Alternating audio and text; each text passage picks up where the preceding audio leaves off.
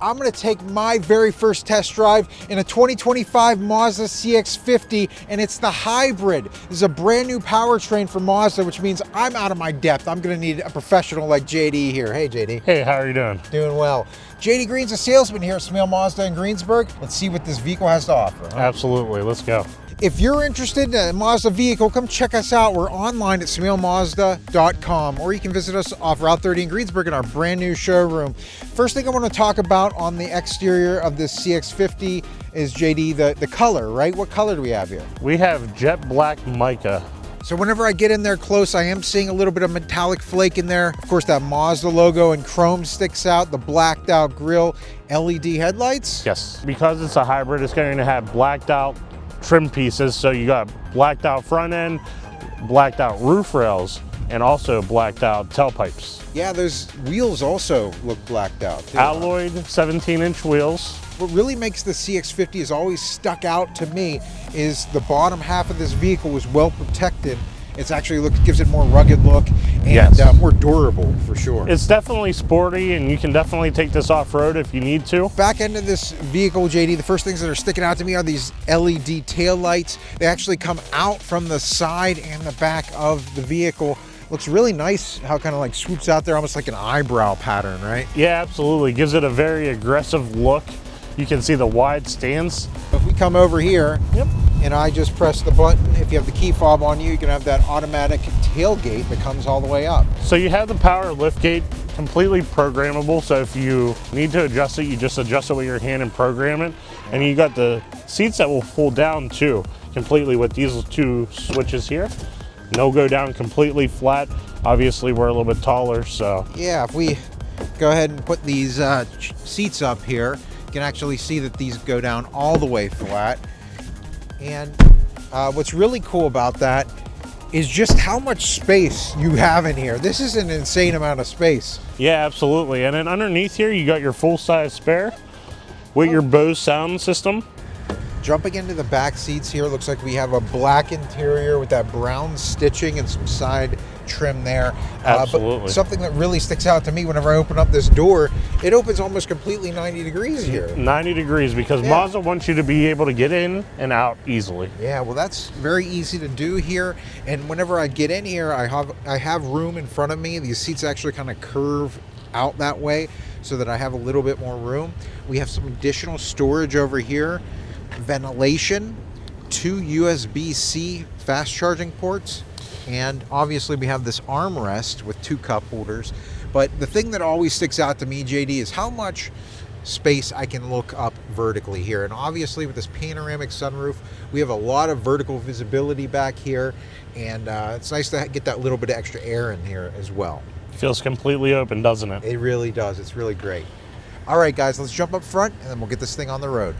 Here we are sitting in the front seats of the CX50 for the first time here, JD, and man, everything looks really great. We have leather, black leather with that brown stitching across the front, leather up top, and we have even like a silver trim there too. Lots of ventilation. Let's go ahead and start the vehicle up. And it looks like here, first thing, we have mostly digital dash, but some of it does appear to be some tactile dials and stuff. Yeah, right? Absolutely. So we do have a hybrid vehicle here. For anybody who may be asking, this isn't a plug-in hybrid though, right? Correct. As far as this vehicle being a hybrid, what does that mean? Why is this different than other CX50s? So this is actually pretty awesome because Mazda and Toyota partnered together with this. So the powertrain here is partnered with Toyota's RAV4 hybrid. Okay, so, and it's an extremely popular vehicle too. Yeah, absolutely. And it gets great fuel efficiency. What do we get with this vehicle? Yeah, you're going to get a combined 38 miles per gallon, which is really awesome. Yeah, that is great for a larger SUV like this. We have our volume buttons and our source buttons for the radio.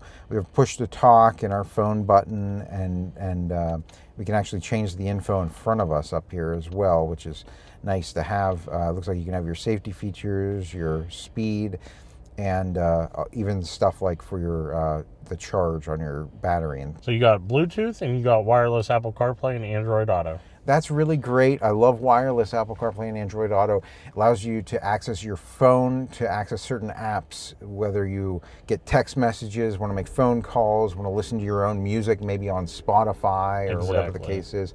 You can even get directions. All of that just adds to the versatility of your vehicle. I think it's a really great thing to have. On the right side of the steering wheel, looks like we have our adaptive cruise control. All that settings stuff is right there for us. What I like about this infotainment system, JD, is that it's in my view without being in my way. Right. They wanted it to be in your peripheral view at all times. Yeah. It's definitely, I can definitely see it there, and it's nice to have it a little bit further back to actually look. And, you know, if I want to access my infotainment system there's another way for me to do that, right? Yes, you're going to use the commander control, which is down here at the center. And you got your hot buttons too. So yeah, you got the navigation on the top left, music on the top right, and then your home screen, which we're on right now. But if you click the home screen again, it's going to go and put you at a nice clock so it's not busy on the screen. I love that, because sometimes you're driving and maybe it's a little bit too bright in front of you or something. Exactly. That's really great. It's simplified and it's very easy to understand there. Down below that, we have our AC controls. We have heated seats for driver and passenger. That's nice on cold days like today. I'll enjoy that. So we have our shifter down here, JD. Obviously, park, reverse, neutral, drive, right? But what happens whenever we shift it over into S here? You can go into the standard mode, so you can upshift it, downshift it, whatever you would like to do. That's really cool. Yeah, just right there. That's pretty neat. That's something I've never seen before. Well, I've never done it myself, so that's pretty cool. That's new to you. Yeah. That's standard on all Mazdas. That's awesome. Yeah. So we have the My Drive down here, JD. If I just go ahead and hit up here, you can change the way that this vehicle drives, right? Yeah. So you got normal, power, and trail. And it's going to change your shift points with the transmission and give you a better, more responsive drive if you go onto one of them. Really cool. Maybe we'll test that out on the test drive. Yeah, absolutely. So down here we have a button for EV mode, right? It says EV on there. Whenever I switch it, it switches us over to EV mode. So what does that do, JD? Yeah, so you're going to be able to run full electric at low speeds if you have the EV mode on. So whenever you're pulling out of your driveway and you don't want to wake anybody up if you leave early mornings. Also down here we have an electronic parking brake. Easy enough to kind of show off there. So we have auto hold down here, JD, and whenever I press that and we're in drive, this is something that I really like. It says hold up here on the dashboard. I can take my foot off of the brake and this has stopped. And if we're in stop and go traffic and the people in front of us go, I can then hit the accelerator like this, and then whenever we come to a stop again, I'm just holding my foot on the brake till it says hold on the dash. Yeah, it will indicate hold on the dash, and it takes the fatigue off of driving a lot more. It really does. It's really fantastic.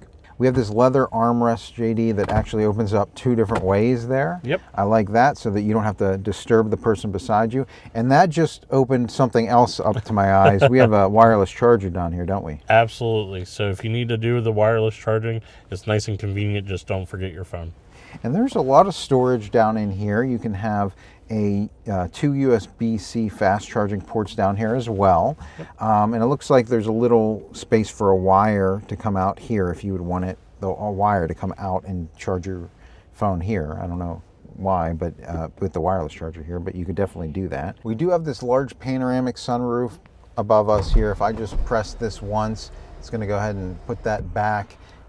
And it looks like that's how far back it goes. But I can also vent it, right? So if I just press up into this, you can it's tilt going it to up. Tilt it up. So that's really nice to have too. You also have a sunglass holder up here. And that's going to just about do it, I think, right? Anything that we missed? Auto dim mirror. Oh, that's great. Yeah, that's great to have. Let's go ahead and get this thing out on the road. Let's test out some of these features, JD. Okay. So let's check out this backup camera. I'm just going to go ahead and put the vehicle into reverse. And whenever I turn the wheel here, you can actually see we're coming back into the spot. It looks like we have a nice little divider there to kind of show us how far away we are from this Mercedes behind us, right? Yep. So the red is, you don't want to get too close to where the red is. That's your power liftgate extension. Okay, So that makes sense. now you know that you'll be okay and use the power liftgate without hitting the Mercedes. And you also notice that it's an ultra wide lens, Yes. ultra clear lens for the backup camera. So we can actually see 4 or 5 car lengths down. And that definition's really good. Yep. We are in normal mode right now. And I'm going to get us out onto the highway here. We're going to test that acceleration out.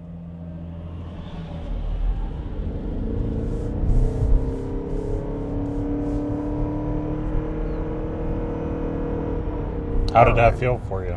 It's a nice smooth transition up to power. Yeah, absolutely. It has 219 horsepower. I'm curious in sport mode if things are going to sound or feel different there. So I'm just going to go ahead and hit the accelerator here. All right. I'm hearing that engine more. Yeah, definitely can. Yeah, I think that what's really cool, whenever it does switch over into sport mode, the dashboard changes to a red color. I should say that it's called power mode, but I mean, to me, it feels like a sportier drive. Did you feel that right there? Yeah, it looks like right now I just kind of was going towards the edge of the line there, and the steering wheel buzzed at me, right? Yep, so it's going to buzz and nudge you back into the lane. It's not going to completely take over the vehicle and put you in the center of the lane just in case if you're trying to avoid something, but Yeah. it definitely notifies you. But if you turn on your turn signal and change lanes, or if you're changing lanes yourself, that's not going to get in your way at all, right? Correct. So as soon as you turn on your left or your right turn signal, it's going to disengage that line, and you'll be able to make that turn without it impeding your way. Yeah, let's just try that right now. I'm just going to put on my right turn signal. And yeah, there's absolutely no problem. It didn't even go off there. So I went ahead and activated the adaptive cruise control, and you can tell that the little icon on the dashboard there is the car with the green line behind it. Basically, tell me what this is doing for us, JD. So what it's actually doing is it's reading the car in front of us. So I like to see it on a different screen. So if you don't mind hitting the information button on the left-hand side, now you got to see your car is a bottom car, and the top car is a car directly in front of us. So we have it set to 4 car lengths and at 59 miles an hour. So what we'll do is 59 unless if we catch up to that car, and it would match the speed of that car. If that car came to a complete stop, we would too. And we can close that gap between us and that vehicle. Yeah, if you're already going the 59 miles an hour, that's your maximum speed that you have set to. So we're not going to close that gap unless if he was going slower. We do have somebody coming up in our blind spot, actually. And on the left-hand side, you can actually see that there's a little triangle in the mirror there. Yes. So what it will do is it will illuminate, and if you actually turned on your turn signal like you just did, it will ding at you too and make sure that you don't turn into that lane. Now let's check out this turning radius. I'm just going to turn the wheel hard here, come around. And that came around so quickly. The steering is so tight there, JD. It felt really good to just spin around there. Awesome. Getting it up to speed, not a problem either. In power mode here, boom, we're up to speed. Something else I want to ask you about is the warranty for Mazda. The CX-50, absolutely. What do you have with it? So you got 3 years, 36,000 miles, bumper to bumper. That's going to cover you on everything. And then you got 5 years, 60,000 miles on a powertrain. And then you have an additional on a hybrid only is 8 years, 100,000 miles, high voltage battery warranty. Wow, so you're covered if something were to happen with the battery. Yeah, absolutely. So I have a little bit of experience driving a hybrid vehicle. I only drove one for 12 years. But on the left side of the dashboard here, I'm noticing that there's the charge there, right? Yeah. So whenever I hit the accelerator, we're getting the power come up. So we're using fuel or battery, whatever the case is. Whenever I take my foot off of the accelerator, it's then going to come down into charge, right? So that's going to help charge. Even whenever I brake, that helps charge the battery. Exactly. The more you can kind of do that, the better fuel efficiency that you get. Right. You don't want to lose that energy while you're braking and slowing down. So they're capturing that through the battery system. So definitely it's a different way of driving. But different doesn't mean bad. This is a really great drive. I feel like it's very sporty. Definitely, I'm higher up on the road. I feel like for 38 miles per gallon, taking this out on the road for a drive is great. That's pretty good. Yeah, I mean, we got a lot of room in here. With this vehicle here, you're going to get automatic high beam control and rain sensing wipers. Wow, that's fantastic. I'm absolutely loving auto high beam control.